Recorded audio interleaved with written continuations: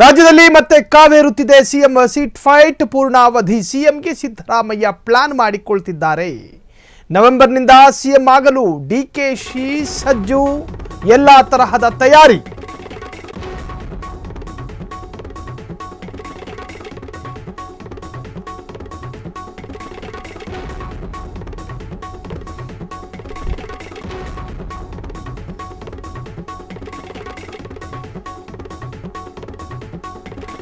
ಕರ್ನಾಟಕ ಕಾಂಗ್ರೆಸ್ ಸರ್ಕಾರ ರಚನೆಗೂ ಮುನ್ನ ಸಿಎಂ ಸಿದ್ದರಾಮಯ್ಯರಿಗೆ ಅಧಿಕಾರ ಹಂಚಿಕೆಯ ಬಗ್ಗೆ ಹೈಕಮಾಂಡ್ ನಾಯಕರು ಹೇಳಿದ್ರು ಅಂತ ಹೇಳಿ ಡಿಕೆ ಶಿವಕುಮಾರ್ ಪ್ರಥಮವಾಗಿ ಒಂದು ಸ್ಟೇಟ್ಮೆಂಟ್ ಅನ್ನು ಕೊಡ್ತಾರೆ.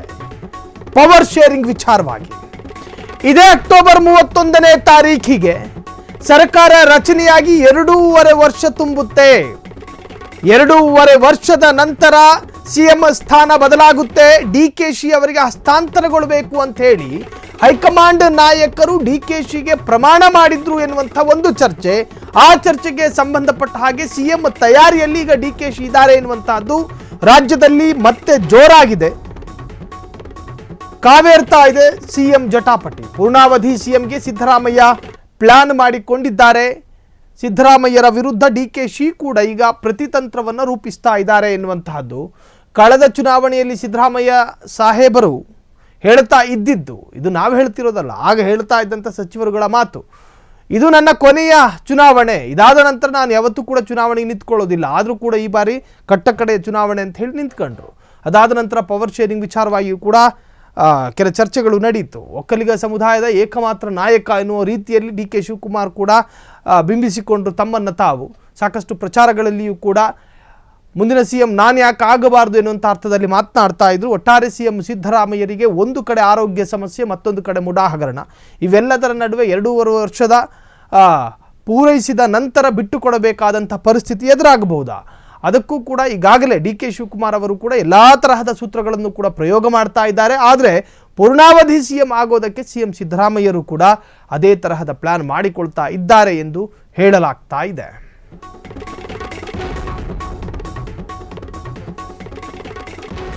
ಈ ಬಾರಿ ಶತಾಯಗತಾಯ ಸಿಎಂ ಆಗಲು ಡಿಕೆ ಪ್ಲಾನ್ ಮಾಡಿಕೊಂಡಿದ್ದಾರೆ. ನವೆಂಬರ್ನಿಂದ ಸಿಎಂ ಹುದ್ದೆಗೆ ಟ್ರಬಲ್ ಶೂಟರ್ ಡಿಮ್ಯಾಂಡ್. ಶತಾಯಗತಾಯ ಸಿಎಂ ಕುರ್ಚಿ ಉಳಿಸಿಕೊಳ್ಳೋದಕ್ಕೆ ಸಿದ್ದು ಕೂಡ ತಂತ್ರ ರೂಪಿಸಿದ್ದಾರೆ. ತಮ್ಮ ಬೆಂಬಲಿಗರ ಮೂಲಕವೇ ಸಂದೇಶ ಸಾರಲು ತಂತ್ರ. ಡಿಕೆ ಶಿವಕುಮಾರ್ ಹೇಳಿ ಕೇಳಿ ಅಜ್ಜಯ್ಯನ ಭಕ್ತ ಅಜ್ಜಯ್ಯನ ಸಾನ್ನಿಧ್ಯಕ್ಕೆ ಹೋಗಿ ಪ್ರತಿ ಬಾರಿಯೂ ಕೂಡ ಪ್ರಾರ್ಥನೆ ಸಲ್ಲಿಸ್ತಾರೆ. ಮುಂದಿನ ಬಾರಿಯೂ ನಮ್ಮಪ್ಪನೇ ಬಜೆಟ್ ಮಂಡಿಸ್ತಾರೆ. ಯತೀಂದ್ರ ಹೇಳಿದ್ದು, ಅದರ ಮುಂದಿನ ಬಾರಿಯೂ ಅವರೇ ಬಜೆಟ್ ಮಂಡಿಸ್ತಾರೆ. ಅದಾದ ನಂತರವೂ ಬಜೆಟ್ ಮಂಡಿಸೋದು ತಂದೆಯವರೇ. ಇದು ಮಗ ಯತೀಂದ್ರ ಹೇಳಿರ್ಬೋದು. ಪರೋಕ್ಷವಾಗಿ ತಂದೆಯ ಪರ ಬ್ಯಾಟ್ ಬೀಸಿದ ಯತೀಂದ್ರ. ಡಿಕೆ ಶಿವಕುಮಾರ್ ಕನಕಪುರದ ಕುಬೇರ, ಹೇಳಿ ಕೇಳಿ ಅಜ್ಜಯ್ಯನ ಭಕ್ತ. ಯಾರೋ ಜ್ಯೋತಿಷ್ಯರು ಹೇಳಿದ್ರಂತೆ, ನವೆಂಬರ್ ತಿಂಗಳು ನಿಮಗೆ ಉತ್ತಮವಾದಂತಹ ಸಂದರ್ಭ, ನಿಮಗೆ ಎಲ್ಲ ತರಹದ ಅವಕಾಶವನ್ನು ಗಿಟ್ಟಿಸಿಕೊಳ್ಳೋದಕ್ಕಿರುವಂತಹ ಕೊನೆಯ ಅವಕಾಶ ಅದು. ಆ ತಿಂಗಳಲ್ಲಿ ನೀವೇನಾದರೂ ಪ್ರಯತ್ನ ಪಡದೇ ಇದ್ದರೆ ಮುಂದೆಂದೂ ಕೂಡ ನಿಮಗೆ ರಾಜಕೀಯವಾದಂಥ ಶುಭಗಳಿಗೆ ಬರೋದಿಲ್ಲ. ಹಾಗಾಗಿ ಈ ಬಾರಿ ನೀವು ಹೆಂಗಾದರೂ ಪ್ರಯತ್ನ ಪಟ್ಟು ಸಿಎಂ ಸ್ಥಾನವನ್ನು ಅಲಂಕರಿಸಬೇಕು ಅಂತ ಹೇಳಿ ಜ್ಯೋತಿಷರು ಹೇಳಿದ್ದಾರೆ ಅನ್ನುವಂಥ ಒಂದು ಮಾತು. ಇನ್ನು ಡಿಕೆ ಶಿವಕುಮಾರ್ ಕೂಡ ಆಧ್ಯಾತ್ಮಿಕವಾಗಿ ಒಳ್ಳೆ ವಿಶ್ವಾಸವನ್ನು ಇಟ್ಟುಕೊಂಡಿರ್ತಕ್ಕಂತಹದ್ದು.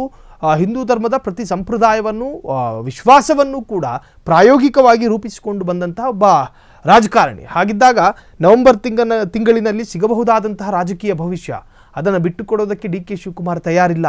ನವೆಂಬರ್ನಿಂದ ಸಿಎಂ ಹುದ್ದೆಗೆ ಟ್ರಬಲ್ ಶೂಟರ್ ಡಿಮ್ಯಾಂಡ್ ಮಾಡಿದ್ದಾರೆ. ಶತಾಯಗತಾಯ ಸಿಎಂ ಕುರ್ಚಿ ಉಳಿಸಿಕೊಳ್ಳೋದಕ್ಕೆ ಸಿದ್ದು ಕೂಡ ಪ್ರತಿತಂತ್ರವನ್ನು ರೂಪಿಸಿದ್ದಾರೆ. ತಮ್ಮ ಬೆಂಬಲಿಗರ ಮೂಲಕವೇ ಸಂದೇಶ ಸಾರಲು ತಂತ್ರವನ್ನು ಕೂಡ ರೂಪಿಸಿದ್ದಾರಂತೆ. ಪುತ್ರನ ಮೂಲಕವೇ ಆ ಮಾತು ಹೇಳಿಸಿದ್ರ ಸಿದ್ದರಾಮಯ್ಯ. ಮುಂದಿನ ಬಾರಿಯೂ ನಮ್ಮಪ್ಪನೇ ಬಜೆಟ್ ಮಂಡಿಸ್ತಾರೆ, ಅದರ ಮುಂದಿನ ಬಾರಿಯೂ ಅವರೇ ಬಜೆಟ್ ಮಂಡಿಸ್ತಾರೆ. ಅಂದರೆ ವಾರ್ಷಿಕ ಬಜೆಟ್ಗಳಿರ್ತವೆ. ಹಾಗಾಗಿ ಇನ್ನೂ 2-3 ಬಾರಿ ಅವರೇ ಬಜೆಟನ್ನು ಮಂಡಿಸ್ತಾರೆ ಅಂತ ಹೇಳಿ ಯತೀಂದ್ರ ಪರೋಕ್ಷವಾದಂತಹ ಟಾಂಗ್ ಅಥವಾ ಚಾಟಿ ಬೀಸಿದ್ದಾರೆ. ಸಿದ್ದರಾಮಯ್ಯನವರೇ ವರ್ಷಾವಧಿ ಅಥವಾ ಪೂರ್ಣಾವಧಿ ಸಿಎಂ ಎಂಬ ಅರ್ಥದಲ್ಲಿ ಹೇಳಿಕೆ. ಡಿಕೆಶಿ ಟೀಮ್ಗೆ ಮರ್ಮಾಘಾತ ಕೊಟ್ರ ಡಾಕ್ಟರ್ ಯತೀಂದ್ರ. ತಾವೇ ಪೂರ್ಣಾವಧಿ ಸಿಎಂ ಎಂಬ ಸಂದೇಶ ಸಿದ್ದುಗೆ ಸಿಕ್ಕಿದೆಯಾ? ಹೈಕಮಾಂಡ್ ನಾಯಕರೇ ಇಂತಹದ್ದೊಂದು ಸೂಚನೆ ಕೊಟ್ಟಿದ್ದಾರಾ? ಹಾಗಾಗಿಯೇ ಡಾಕ್ಟರ್ ಯತೀಂದ್ರ ಅವರು ತಂದೆ ಪರ ಹೇಳುತ್ತಿದ್ದಾರಾ? ಅಥವಾ ಸಿದ್ದರಾಮಯ್ಯ ಅವರೇ ಪುತ್ರನ ಮೂಲಕ ಇದನ್ನು ಹೇಳಿಸಿದ್ರ? ಹೀಗೂ ನಾವು ಅರ್ಥ ಮಾಡ್ಕೋಬಹುದು. ಭಾರಿ ಸಂಚಲನ ಸೃಷ್ಟಿಸಿದ ಯತೀಂದ್ರ ಸಿದ್ದರಾಮಯ್ಯರ ಹೇಳಿಕೆ. ಶಾಸಕ ಯತೀಂದ್ರ ಸಿದ್ದರಾಮಯ್ಯನವರೇ ಪೂರ್ಣಾವಧಿ ಸಿಎಂ ಎಂಬ ಅರ್ಥದಲ್ಲಿ ಹೇಳಿಕೆಯನ್ನು ಕೊಟ್ಟಿರುವಂತಹದ್ದು. ಡಿಕೆಶಿ ಅಂಡ್ ಟೀಮ್ಗೆ ಮರ್ಮಾಘಾತ ಕೊಟ್ಟ ಡಾಕ್ಟರ್ ಯತೀಂದ್ರ ಸಿದ್ದರಾಮಯ್ಯ ತಾವೇ ಪೂರ್ಣಾವಧಿ ಸಿಎಂ ಎಂಬ ಸಂದೇಶ ಸಿದ್ದುಗೆ ಕೊಟ್ರ, ಅಥವಾ ಇದು ತಂದೆನೇ ಹೇಳಿಸಿದ್ರ ಅಥವಾ ಮಗನೇ ಸ್ವ ಇಚ್ಛೆಯಿಂದ ಹೇಳಿದ್ರೆ ಗೊತ್ತಿಲ್ಲ. ಇದು ರಾಜಕೀಯವಾಗಿ ಚರ್ಚೆ ಆಗ್ತಾ ಇದೆ. ಮುಂದಿನ ಬಾರಿಯೂ ಕೂಡ ಅವರೇ ಬಜೆಟ್ ಮಂಡಿಸ್ತಾರೆ, ಅದರ ನಂತರವೂ ಕೂಡ ನಮ್ಮಪ್ಪನೇ ಬಜೆಟ್ ಮಂಡಿಸ್ತಾರೆ ಅಂತ ಈಗ ಯತೀಂದ್ರ ಹೇಳಿಕೆ ರಾಜಕೀಯ ವಲಯದಲ್ಲಿ ಸಂಚಲನವನ್ನು ಸೃಷ್ಟಿ ಮಾಡಿದೆ.